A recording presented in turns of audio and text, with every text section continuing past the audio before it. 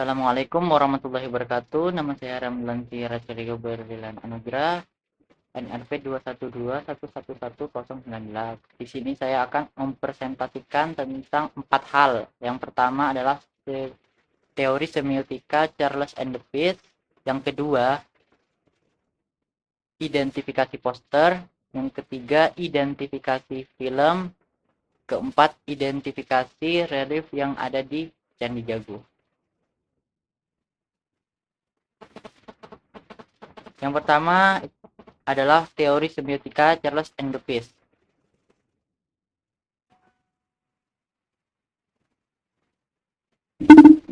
Pengertian semiotika menurut Peace berdasarkan pada logika, mempelajari bagaimana orang bernalar. Penalaran dilakukan melalui tanda-tanda. Linguistis dalam semiotika Peace adalah suatu hal yang penting namun bukan berarti satu-satunya yang terpenting. Di sini Peace membuat klasifikasi tanda. Yang pertama itu adalah berdasarkan ground berkaitannya sesuatu agar tanda dapat berfungsi. Yang kedua adalah berdasarkan objeknya. Yang ketiga adalah berdasarkan interpretan. Yang pertama berdasarkan ground berkaitannya sesuatu agar tanda-tanda dapat berfungsi. Itu dibagi menjadi 3. Yang pertama adalah quality atau kualitas dari suatu tanda. Yang kedua adalah scientific, eksistensi dan aktualitas atas suatu benda atau peristiwa terhadap suatu tanda.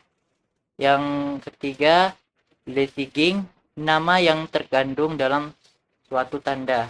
Nah, yang kedua juga sama dibagi menjadi 3. B, berdasarkan objeknya itu dibagi menjadi 3. Yang pertama adalah ikon, indeks, dan simbol. Ikon tanda yang menyerupai bentuk aslinya atau objek-objek yang bersifat kemiripan dari bentuk aslinya. Contohnya adalah peta. Indeks, tanda yang berkaitan dengan hal yang bersifat kausal atau sebab akibat. Contohnya asap sebagai tanda dari api. Yang ketiga, simbol. Tanda yang berkaitan dengan penandanya dan juga petandanya disepakati oleh para penandanya. Contohnya lampu merah yang berarti berhenti. Lampu merah ini yang ada di rambu lalu lintas. Aceh berdasarkan interpretannya juga dibagi menjadi 3. Yang pertama adalah reme, yang kedua adalah diseging atau disiging, yang ketiga adalah argumen. Yang pertama adalah rem, tanda yang memungkinkan ditafsirkan dalam pemaknaan yang berbeda-beda. Contoh, orang matanya merah belum tentu sakit mata. Yang kedua, dissenting atau dissenting,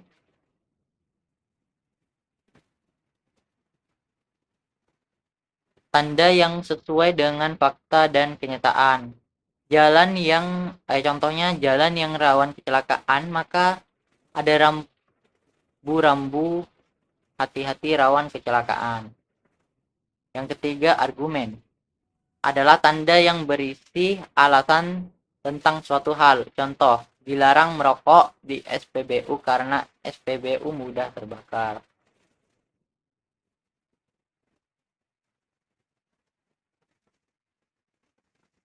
Terus Charles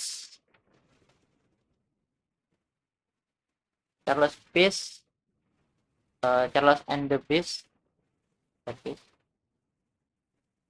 itu menurutnya ada 10 macam tanda. Yang pertama adalah questioning, kedua adalah intrinsic, 3 remedial seeking, keempat adalah descent seeking, 5 adalah iconic legacy seeking, 6 ada thematic indexical classification. Ketujuh adalah desain indexical classification. 8 remix simbol atau symbolic rhyme. Ke-9 desain simbol atau proposition. Yang ke-10 adalah argumen.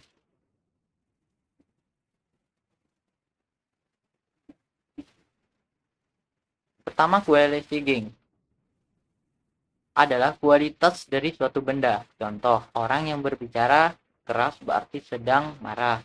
Yang kedua, inconixing adalah tanda yang menunjukkan suatu kemiripan. Contohnya adalah foto dan peta. 3. Thematic indexical sign adalah tanda yang berkaitan dengan pengalaman langsung dan keberadaannya disebabkan oleh suatu hal. Contoh, jalan yang sering memakan korban maka akan dipasang tanda tengkorak. Yang keempat adalah desensitizing adalah tanda yang menunjukkan informasi tentang suatu hal. Rambu masjid dan SPBU berarti tidak jauh lagi terdapat masjid dan SPBU. Kelima, iconic leasing, tanda perintah atau larangan yang berkaitan dengan norma atau hukum.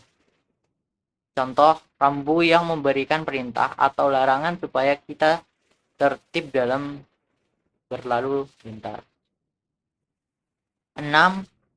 Thematic indexical leasing adalah tanda yang merujuk pada objek tertentu.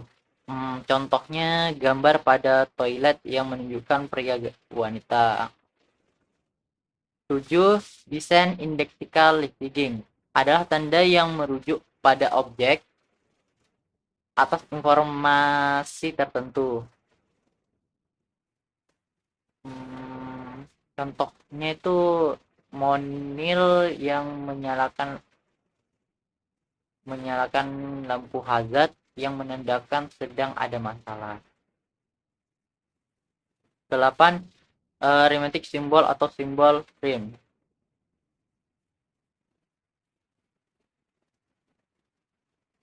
adalah tanda yang merujuk berkaitan dengan objek secara umum terasosiasi dan disepakati. Contoh gambar mobil, maka kita mengatakan bahwa itu gambar mobil dan orang-orang pun demikian. 9. Desain simbol atau proposition adalah tanda yang secara langsung menghubungkan antara objek dan penangkapan otak. Contoh, seseorang mengatakan kita harus keluar, maka kita keluar. 10. Argumen adalah tanda yang merupakan pendapat hasil berpikir seseorang atau suatu pertimbangan dan alasan tertentu. Contoh, sesuatu yang dikatakan terang maka lebih dipertimbangkan cahayanya.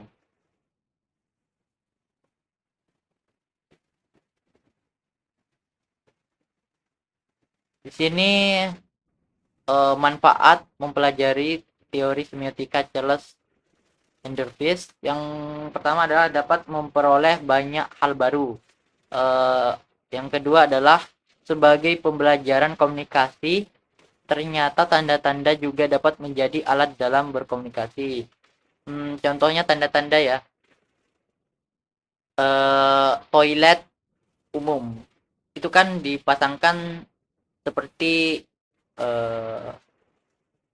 tanda laki-laki dan perempuan, itu untuk memisahkan antara kamar mandi laki-laki dan kamar mandi perempuan.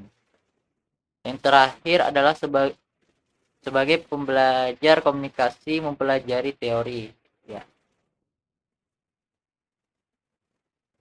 Yang kedua, saya akan mengidentifikasi poster. Ini adalah posternya.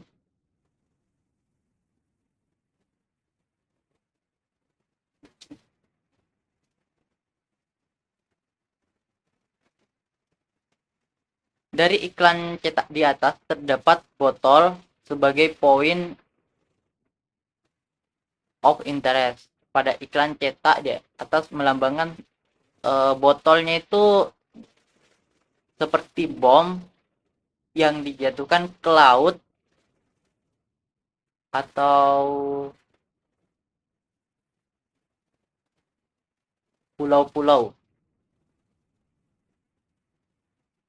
Nah, di sini ada kata stop bom, ada tanda stop bombing us yang mempunyai arti dalam bahasa Indonesia memiliki arti berhenti membom kami, yang merupakan kalimat hiperbola yang membuat pesan berhenti menjatuhkan bom ke laut. Ini seperti botol plastik diibaratkan sebagai bom yang merusak lingkungan dan merusak lingkungan permukaan laut, di dalam laut, bisa merusak di dalam laut, contohnya terumbu karang dan hewan-hewan laut lainnya, dan juga bisa merusak ekosistem alam, bisa laut dan darat.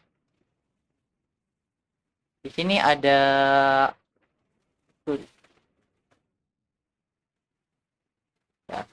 every every year 1,5 million bird, fish, and turtle die from plastic debris in the sea. Maksudnya adalah dalam bahasa Indonesia,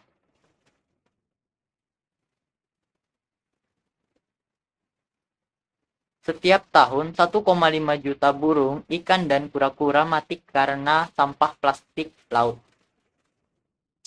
Karena itu masih banyak orang yang mengabaikan pentingnya menjaga lingkungan dengan membuang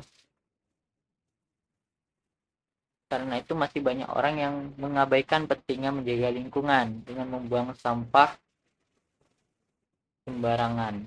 Apa sih susahnya itu ya? Membuang sampah pada tempatnya. Contoh, pada tong sampah. Kita habis makan snack atau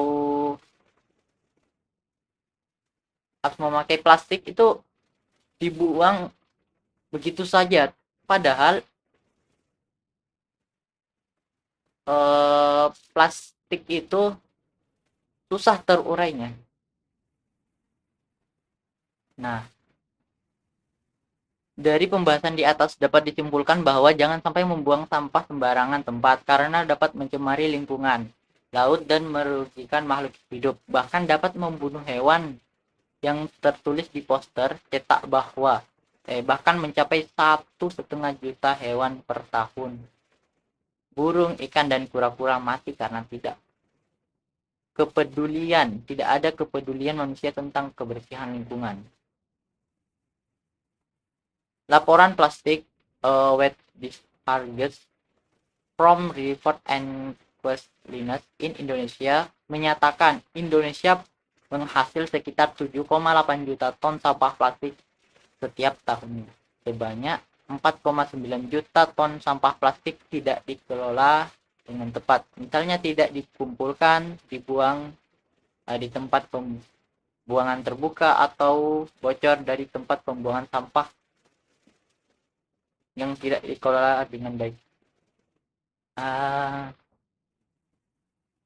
Rencana aksi plastik wet discharges from River and Cleanliness atau disingkat PWDFRC memperkuat praktik pengetahuan dan insentif terkait pengelolaan sampah di sekitar pantai selain perbaikan yang sedang berlangsung di daerah pesisir pantai. Meningkatkan cakupan pengumpulan sampah secara keseluruhan, menutup keran, dan menyediakan akses yang lebih baik fasilitas pengelolaan sampah. Mendorong ekonomi sirkular untuk mengurangi konsumsi plastik dan pencegahan polusi plastik dikarenakan plastik tidak bisa membusuk secara alami. Kebanyakan sampah plastik tidak bisa terurai secara hayati. Jika sampah plastik dapat terurai secara hayati, bahan ini akan menjadi mikroskopik atau disebut sampah mikro,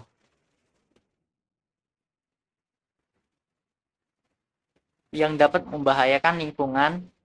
Sampah plastik menimbulkan banyak bahaya lingkungan yang serius bagi kesehatan manusia dan binatang. Hmm,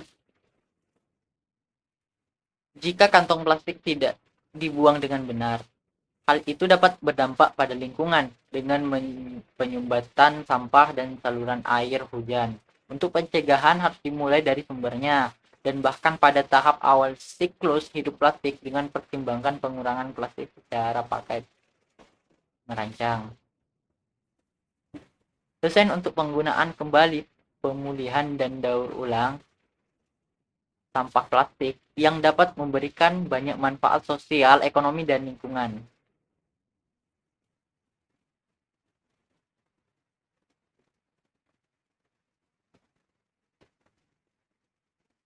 Di sini saya akan membahas tentang yang nomor 3, tentang identifikasi film.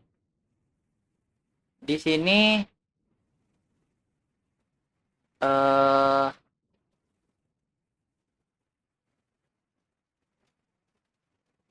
judul filmnya adalah Coin Operated,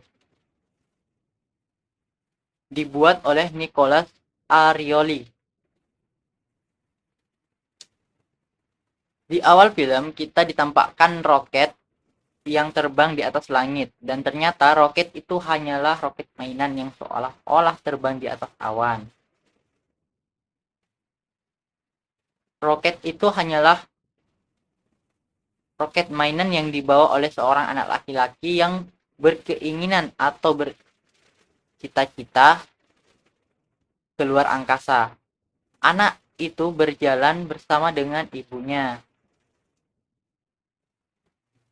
Anak laki-laki itu berhenti di depan swalayan dan melihat roket mainan yang lebih besar. Itu adalah roket yang akan bergerak kalau diberikan koin. Judul dari film pendek tersebut adalah Coin Operated, memiliki arti pengoperasian koin. Di sini cukup jelas bahwa judul pada film pendek mengarah pada mainan roket yang lebih besar menggunakan mesin koin agar bisa menyala. Dan anak laki-laki itu mengeluarkan koin di dalam kantung sakunya, saku celananya. Si anak laki-laki sangat bersemangat dan ingin bermain di roket mainan yang besar tersebut, serta menunjukkan kepada ibunya bahwa dia mempunyai koin untuk bermain roket tersebut. Dan ibunya memberikan isyarat untuk berhati-hati, dan anak laki-laki menekan tombol kuning yang ada pada mainan roket agar menyala, dan tujuan anak laki-laki adalah point of view dari si anak laki-laki, yaitu bulan. Ya, benar. Cita-citanya adalah menjadi seorang astronot. Dari cuplikan yang awal tuh kita bisa bulan tersebut adalah tujuan akhir dari si anak laki-laki yang akan menuju bulan menggunakan uh, roket mainan tersebut. Anak laki-laki kebingungan sebab roket mainan tidak mau terbang. Anak laki-laki kebingungan dan beberapa kali berusaha untuk memperbaiki roket mainan yang dia naiki. Roket mainan yang dinaiki oleh anak laki-laki itu tidak berfungsi secara berfungsi serta mustahil untuk terbang di luar angkasa, dikarenakan itu hanyalah mainan eh, roket mainan yang di kalau dikasih koin itu cuma berjalan di tempat saja.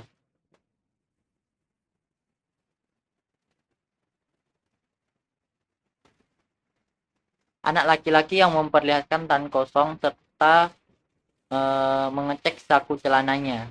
Tidak ada sisa koin lagi untuk dipakai anak laki-laki itu untuk menyalakan kembali mainan roket. Anak laki-laki ini mempunyai ide untuk berjualan jus lemon setelah melihat poster lemon yang tertempel eh, di samping mainan roket yang dia naiki, dan berjualan dengan memotong lemon, memberikan gelas berisi lemon peras dan uang koin sebagai alat bayar.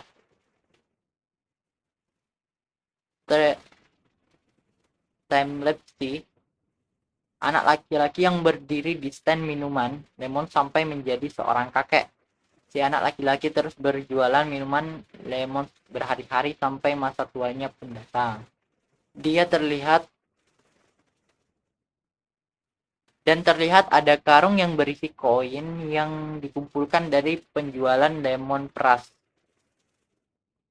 Sekian lama dan pada akhirnya sorry were closed. Stand minuman lemon milik si kakek pun tutup. Si kakek berjalan membawa kantong besar berisi koin di tempat semula dia bermain roket mainan. Si kakek bersemangat dan memasukkan semua koin yang dia punya dalam mesin koin untuk menghidupkan kembali roket mainan. Di sini kakek mengulang seperti di masa kecil dahulu, namun roket tersebut tetap tidak mau menyala. Kakek menguncang atau memperbaiki dan lagi roket mainan tersebut. Nah, di sini koin yang terakhir masih belum masuk di mesin tersebut. Setelah masuk, jatuh ke dalam mesin koin, membuat roket mainan tersebut menyala dan kakek siap menuju keluar angkasa. Setelah menaiki roket yang siap meluncur keluar angkasa, kakek menaiki roket mainan tadi. Kakek berubah menjadi seorang anak laki-laki. Setelah berada di atas awan, roket mainan terpisah dari tempatnya dan meninggalkan jejak sebuah bekas peluncuran roket.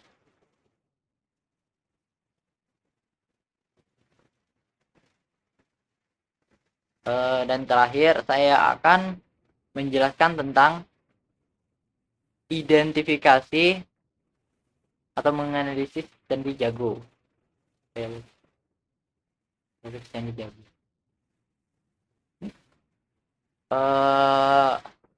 Saya browsing dari Wikipedia. Menurut kitab Negara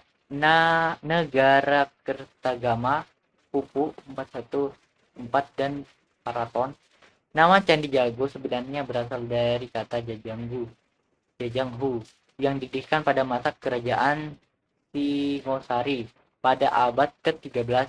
Jajanghu yang artinya adalah keagungan merupakan istilah yang digunakan untuk menyebut tempat suci.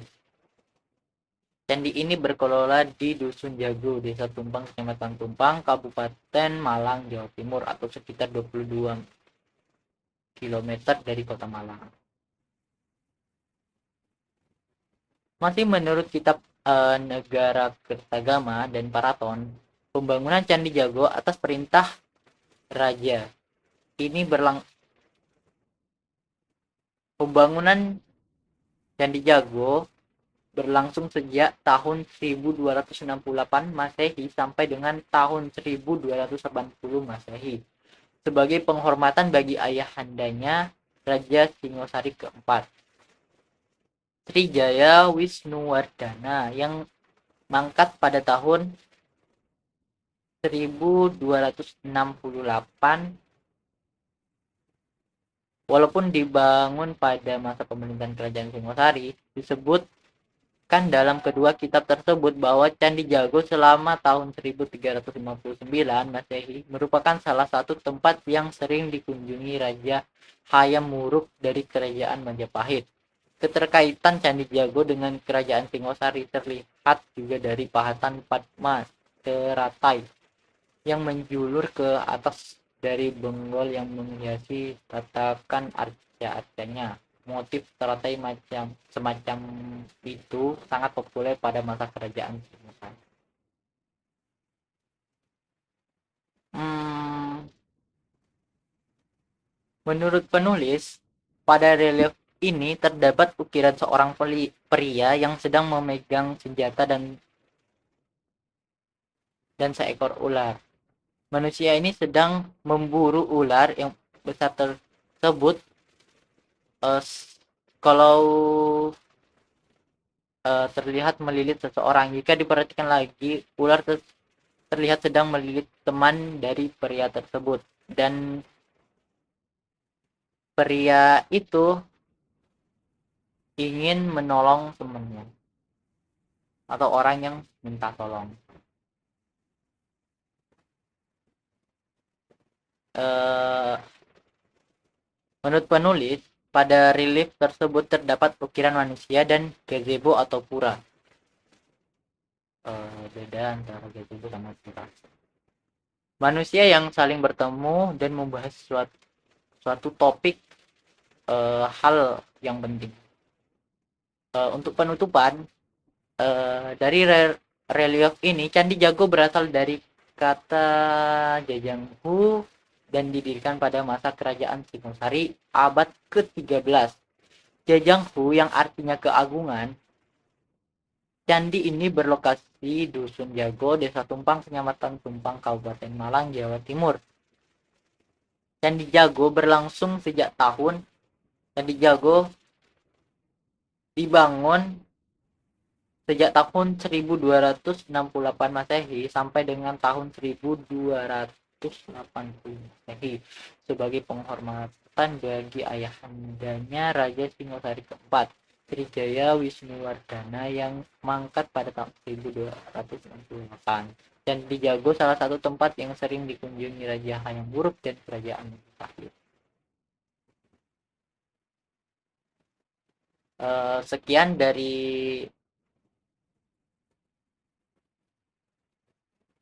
Sekian dari presentasi saya.